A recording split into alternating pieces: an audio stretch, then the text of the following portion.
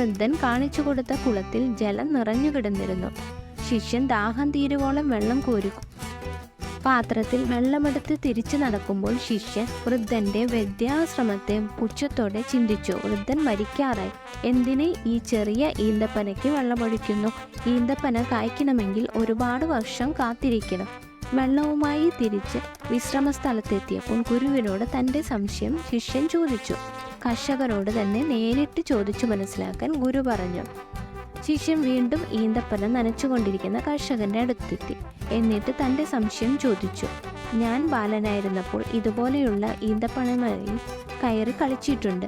അതെല്ലാം നട്ട് നനച്ചത് ഞാൻ അറിയാത്ത മുത്തശ്ശന്മാരായിരുന്നു. വലുതായപ്പോൾ അതിൽ നിന്ന് ധാരാളം ഈന്തപ്പനകൾ പറിച്ചു തിന്നിട്ടുണ്ട്. ഇപ്പോൾ ഞാൻ കഷ്ടപ്പെടുന്നത് അടുത്ത തലമുറയ്ക്ക് വേണ്ടിയാണ്. കർഷകനിൽ നിന്ന് പാഠം പഠിച്ച ശിഷ്യൻ ഗുരുവിൻ്റെ അടുക്കിലേക്ക് നടന്നു.